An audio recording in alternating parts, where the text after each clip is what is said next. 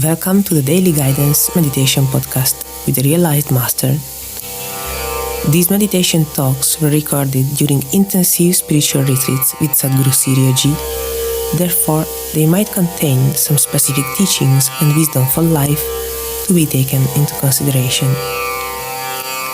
Each recording begins with a mantra to bring you into a favorable condition for the inner journey. This initial mantra is followed by a brief talk in which the process of meditation is explained to you. After the talk, keep meditating at least for 15 minutes, and if you like it, continue increasing the time by and by as you proceed. So now you are left with nothing else to do but close your eyes, relax, listen, and let meditation happen.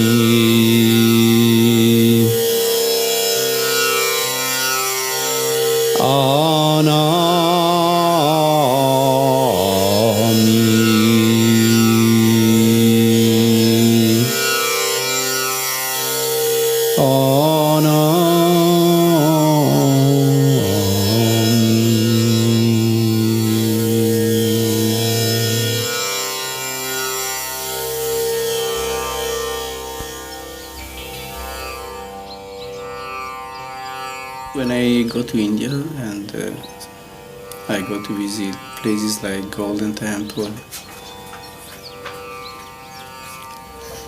or other important gurdwaras in which the Sikh have their own typical way of worship, dressing and so on and so forth, I see that many of them, especially those who are called the Akalis, those are dressed in a blue robe and blue turban with a sword and other weapons. I see them like they were living in the past at the time of Guru Gobind Singh, like the time stopped there for them.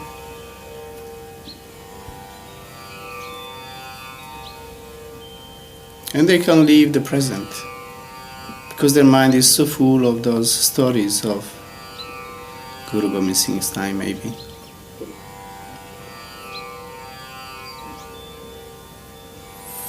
Or with other religions as well. Always these stories of those masters whom they worship as being the sons of God, the prophets of God.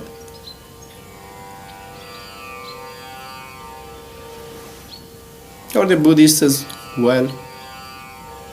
Seems like they are stopped there at that time, especially the monks, those who take up this lifestyle. In the same way, I must say, when I saw last year Master Kripal's followers, those who are so proud of, we only Master Kripal, nobody else. I see they are stuck there at that time, at the 70s. The typical atmosphere, the typical mentality. Like they can't accept anything present.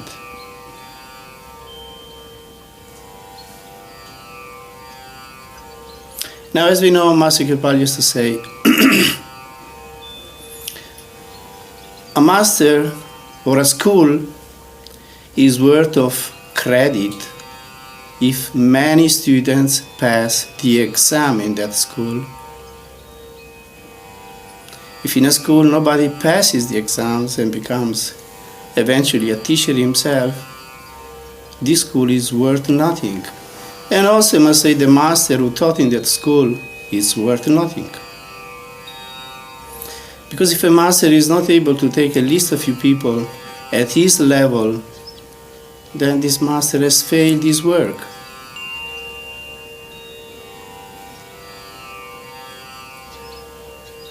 When I went to Sant Singh, I had my mind full of Master Kripal's ways, Master Kripal's typical style,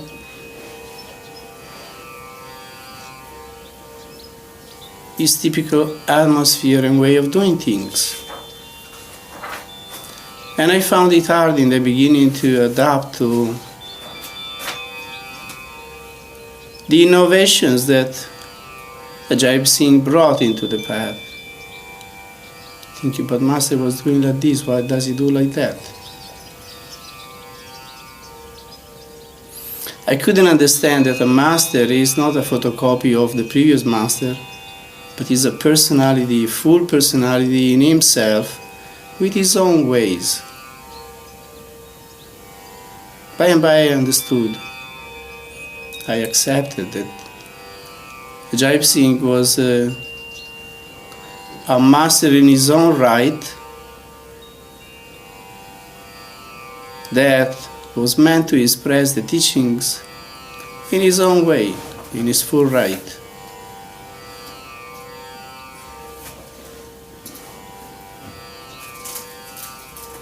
As I say often, a person that realizes the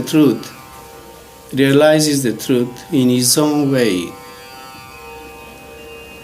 and has his own way of conveying the teachings, his own way of conveying the spiritual transmission, the blessing.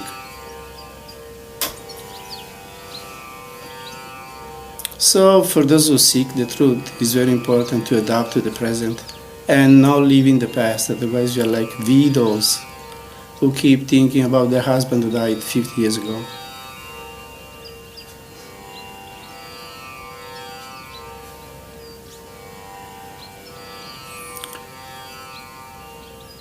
So each one of us has to realize the truth in his own way, in his own right. And although the teachings are basically the same, those basic tenets of the teachings, they stay the same. The way of transmitting them, of expressing them, must be definitely personal.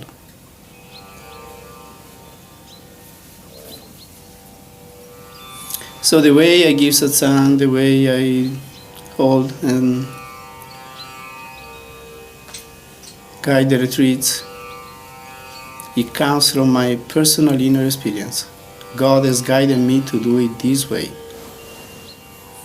which is not like Master Sirio, is not like Sanji, although it's similar to Sanji but not the same.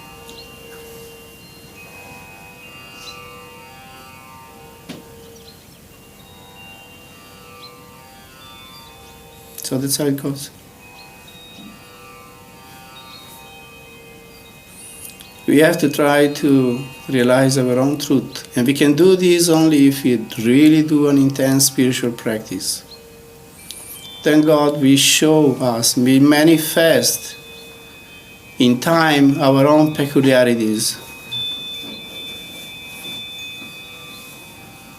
and He will guide us at how we personally have to give out the teachings.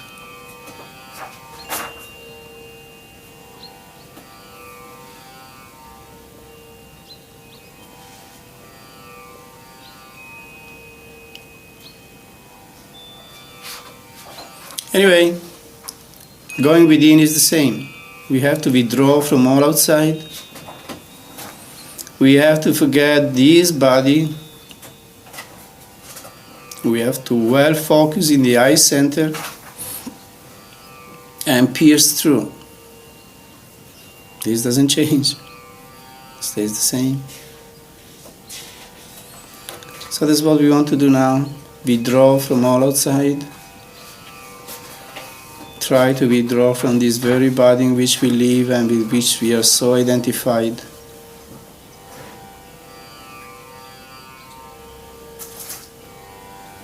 Look steadily, minutely, penetratingly in the center. Keep repeating the mantra. No other thoughts of any kind. Just pure silence, complete concentration, deep and true longing, and consequently a sincere prayer to our beloved Sadguru that he might come and bless.